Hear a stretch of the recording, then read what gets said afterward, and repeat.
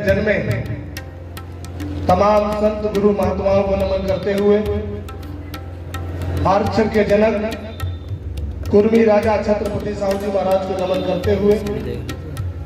शिक्षा के अग्रदूत महात्मा ज्योतिबा फूले और उनकी पत्नी मां सावित्रीबाई फूले को नमन करते हुए गुरु नारायण ईवा राम स्वामी पेरियार इन तमाम महापुरुषों को नमन करते हुए और इन तमाम महापुरुषों के आंदोलन का विधिवत अध्ययन कर राष्ट्र निर्माण में अग्रणी भूमिका निभाने वाले संविधान निर्माता सिंबल ऑफ नॉलेज बहुत संत परम पूज्य बाबा साहब अम्बेडकर साहब को चरणों में नमन करते हुए हजारों जातियों में फैले समाज को बहुजन रूपी माला में पिरोकर भाजपा बीएस4 बीबीएफ और बहुजन समाज पार्टी जैसी राजनीतिक शक्ति देने वाले मानव श्री काशीराम साहब के चरणों में नमन करते हुए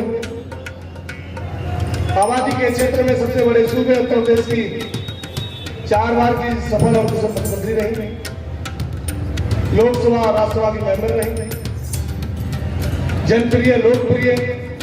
न्यायप्रिय बहुजन समाज पार्टी की राष्ट्रीय अध्यक्षा परम आदरणीय बहन कुमारी मायावती को हम लोग अपना आदर्श नेता मानते हैं और उनकी आदर्श नीतियों में आस्था विश्वास रखते हैं। आज उत्तर पूर्वी लोकसभा के अंतर्गत परम पूज्य बाबा साहब अम्बेडकर की 132वीं जयंती का कार्यक्रम इस क्षेत्र में रखा गया है और इस कार्यक्रम के मुख्य अतिथि जो लंबे समय से बहुजन समाज पार्टी के कार्यक्रम को चला रहे हैं दिल्ली में, वर्तमान में दिल्ली प्रदेश के अध्यक्ष आदरणीय लक्ष्मण सिंह सर, लंबे समय से बहुजन समाज पार्टी दिल्ली प्रदेश में तमाम पदों पर रहे और वर्तमान में बहुजन समाज पार्टी दिल्ली प्रदेश के उपाध्यक्ष आदरणीय सतीश चौधरी सर, इस लोकसभा में देख रहे आदरणीय बहन जी के द्वारा आशीर्वाद प्राप्त प्रदेश के सचिव और लोकसभा के प्रभारी भाई एडवोकेट सुनील जी, दूसरे प्रदेश के सचिव मेरे छोटे भाई परवेश चौधरी जी,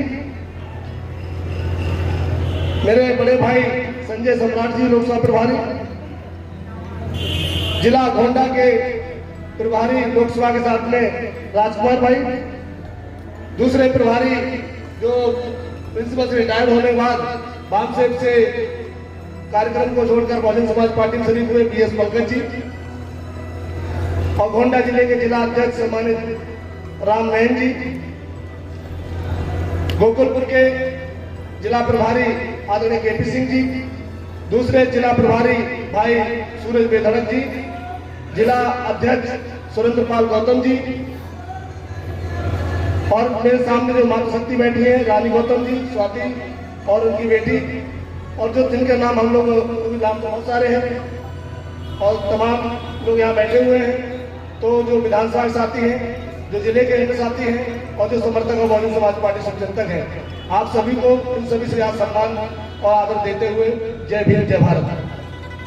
साथियों, अभी सभी लोग अपनी अपनी शायरी से बात कर रहे थे, तो मुझे लगता है हमें भी कुछ ना कुछ बोलना चाहिए। भाई शायरी वायरी आती नहीं मुझको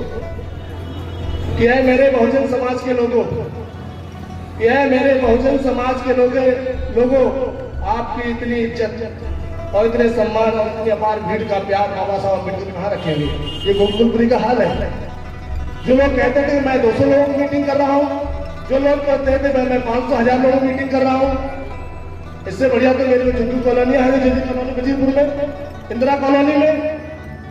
जहाँ एक कल रात को बारिश हो रही थी, ओले गिर रहे थे, वहां इससे ज्यादा भीड़ वहां पे मालूम थी। आपको मैंने सुनने आने की बारिश आते हो रही थी, इससे ज्यादा भीड़ वहां थी, लोगों में ललक थी पार्टी के जानने के लिए। पर जो पढ़े लिखे लोग हैं, जो समझदार लोग हैं, वो खुद तो आ गए,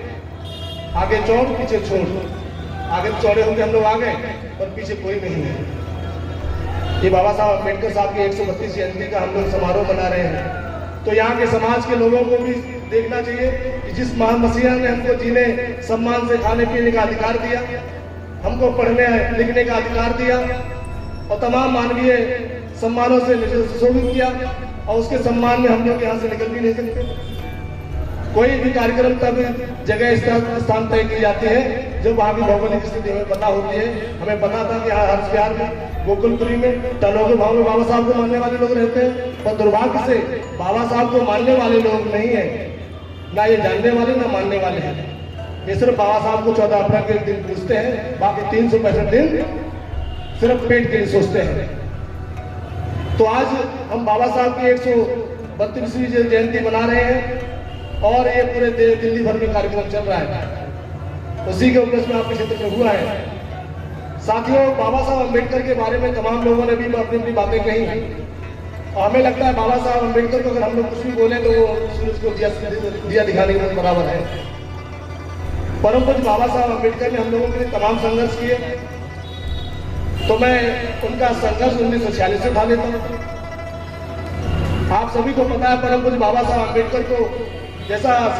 हमारे फातेह सर ने बताया कि उनको बड़ा मुश्किल से संविधान सभा में आने दिया, लेकिन उसके बाद जो बाबा साहब अम्बेडकर ने किया वो 1931 और 32 से भी बड़ा आंदोलन और हमारे लिए अधिकार देके गए। आप सभी को पता है बाबा साहब अम्बेडकर ने 26 जनवरी 1950 को इस देश के लोगों को, आम जनमानस को, जो इस देश की धरती में पैदा हुआ, चाहे किसी भी जाति धर्म का हो, किसी मजहब का हो, किसी भी लिंग बिरादरी का हो, चाहे स्त्री हो, पुरुष हो, किन्नर हो, उन सभी को मताधिकार के द्वारा इस देश में समानता का अधिकार दे दिया। आप सभी को पता है परम पूज्य बाबा साहब अम्बेडकर, लगातार उनकी जो तस्वीरें आप लोगों घरों में देखी होंगी, तब आप होर्डिंग पोस्टरों में देखी होंगी, हमेशा चिंतन के रूप में बैठे रहते हैं। सोचनीय स्थिति में बाबा साहब की फोटो होती है, लेकिन जब बाबा साहब अम्बेडकर संविधान सभा में संविधान देकर वापिस आ रहे थे, तो जब मुस्कुराते हुए गेट से बाहर निकले तो कृपलानी ने बोला कि बाबा साहब अम्बेडकर आज आप बहुत मुस्कुरा रहे हो। तो उन्होंने कहा कि आज मैं अपने लोगों का और अपने समाज के लोगों को इस देश में राजा बनने का अधिकार देके जा रहा है। तो उन्होंने कहा ये जो हंसी है, ये मुस्कुराहट है, ये ज्यादा टाइम तक आपके बीच में नहीं रहेगी, क्योंकि आपके लोग भूखे, नंगे और प्यासे और पेट के लिए मरने वाले लोग हैं। इन्हें मान सम्मान की परवाह नहीं, इनके पेट की परवाह होती है। और हमारे लोग चंद जो नोटों और सपोर्टों वाले होते हैं, वो आपके लोगों को खरीद लेंगे। ऐसा ही होता है अभी तक,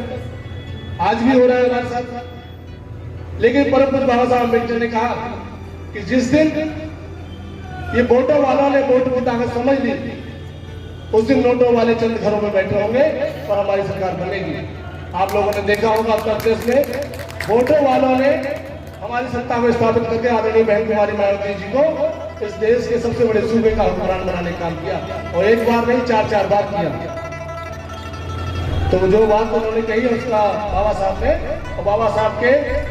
जो सिपाही थे उन्होंने माकूल जवाब देने का काम 1995 में आप सामने किया, 2007 में किया, 2001 में किया, 1997 में किया। तो ये जो कारवा हुआ है बाबा साहब अम्बेडकर का, तो ये वोट का अधिकार हमको मिला है तो ऐसे थोड़ी मिला है। बाबा साहब ने यह भी कहा कि अब जब मैं वोट का अधिकार आपको दे रहा हूं, आज से आप तुम्हारी जिंदगी भी जिएंगे, क्योंकि आप सामाजिक स्तर पर आप गैर बराबरी है, आर्थिक स्तर पर गैर बराबरी है, लेकिन राजनीतिक स्थिति पर हम लोग समान हो गए। आप लोगों ने देखा होगा आज भी जाति के नाम पर हमको तोड़ा जाता है, जाति के नाम पर हमारे लोगों को मारा जाता है, हमारी महिलाओं, हमारी बहन बेटियों सब तरह तरह के अपराध होते हैं, बलात्कार होते हैं, नौजवानों को जेलों में ठूसा जाता है। ये सामाजिक असमानता है, आज भी है। आर्थिक असमानता का तो दौर आप देख ही रहे हैं कि चंद पूंजीपति इस देश में लाखों करोड़ों के मालिक बन रहे हैं, और जो तमाम जो लोग हैं, जो 90% लोग हैं इस देश में, वो 2 जून की रोटी के लिए तरस रहे हैं। लेकिन परम पूज्य बाबा साहब अम्बेडकर को वोट का अधिकार दिया, उसके द्वारा हम लोगों को सत्ता स्थापित करके इस देश में आर्थिक और सामाजिक गुलामी से मुक्ति देने का रास्ता दिया था। तो हम आप सभी से ये गुजारिश करने आए कि अगर बाबा साहब को मानते हैं, बाबा साहब को जानते हैं और बाबा साहब की जयंतियों को अगर हम लोग सेलिब्रेट करना चाहते हैं, तो हमें बाबा साहब अम्बेडकर की पेमेंट सोसाइटी के तहत अपने तन मन धन से इस मूवमेंट को आगे बढ़ाने की जरूरत है। कि बाबा साहब अम्बेडकर के जो कारवां को मानवर काशीराम साहब ने चलाया, और उस कारवां के जरिए जो बात बाबा साहब अम्बेडकर ने अभी जो गाना गा रहे थे हमारे गायक मंडली जी, ये 18 मार्च 1956 की बात बता रहे थे, उसी भाषण को सुनकर और एनालिसिस ऑफ कास्ट की जो किताब थी उसको पढ़कर मानव काशीराम साहब ने अपने उद्देश्य को पूर्ण करने के लिए संघर्षशील हो गए। आप सभी को पता है बाबा साहब अम्बेडकर ने आगरा के प्रांगण में कहा था कि मुझे पढ़े लिखे लोगों ने धोखा दिया। तो मैं नौजवानों से अपील करता हूं कि इस कारवां को आप लोग आगे लेके चले। और मेरी जो स्थिति है शारीरिक और जो मेरी स्थिति है मेरी बीमारी की, पता नहीं मैं कब इस दुनिया से अलविदा हो जाऊंगा। तो मैं नौजवानों से अपील करने आया हूँ, हम लोग भी अपील कर रहे हैं आप लोगों से, हम भी नौजवान हैं, अध्यक्ष जी भी निकलते हैं, उपाध्यक्ष जी भी निकलते हैं, लोकसभा साथी भी निकलते, साथी निकलते हैं, इसीलिए निकलते हैं घरों से किसी तरह ये मूवमेंट जिंदा रहे, किसी तरह बाबा साहब अम्बेडकर के जो उद्देश्य थे उनको पूर्ण सपनों को पूर्ण करने के लिए हम लोग काम करें। ये तभी हो पाएगा जब हम लोग निकलेंगे घरों से। आज चंद लोग बैठे हैं यहाँ पर और बाबा साहब की जयंती मना रहे हैं। तो मैं आप सभी से बार बार यही गुजारिश करने आया हूँ, कहने को तो बहुत कुछ है, लेकिन जब लोग होते हैं तो करने को मन करता है। जब लोग ही नहीं और लोग भी बैठे ऐसे मेरे मन से जैसे लग रहा है उनको बंधुआ मजदूर बना के बैठा गया है, तो मैं भी आपका समय ज्यादा नहीं लूंगा कि जो लोग बैठे हैं, जो हमारे जो पदाधिकारी हैं वो तक बेमन से बैठे हैं, उनमें एनर्जी पॉजिटिवनेस होनी चाहिए कि हम बहुजन समाज पार्टी कार्यकर्ता है, हम बाबा साहब के सिपाही हैं, हम मानव काशीराम साहब के अनुयायी हैं, हमें शिद्दत होनी चाहिए। जो लोकल लोग यहाँ के निकल के आकर 2-2 4-4 लोग भी साथ में आते तो पूरा प्रांगण भरा होता, आपके मसीहा को सही से नमन भी कर लेते। तो साथियों मैं आप सभी से गुजारिश करने आया हूँ, अगर वाकई हमें गैरत थोड़ी बची है तो हम अपने कारवां को जल्दी से जल्दी समझ जाए, और ये मूवमेंट जो बहुजन समाज पार्टी लेके चल रही है तो आप लोग भी इसको आगे बढ़ाने का काम करें। तो साथियों आप लोगों ने बड़ा ध्यान से सुना, इसके लिए मैं आपका साधुवाद का पात्र मानता हूँ, और मैं इन्हीं शब्दों से अपनी बात को विराम भी देता हूँ। जय भीम, जय भारत। वीडियो कैसी लगी आप अपने कमेंट्स के माध्यम से हमें बता सकते हैं, और चैनल को लाइक, शेयर और सब्सक्राइब जरूर करें। धन्यवाद।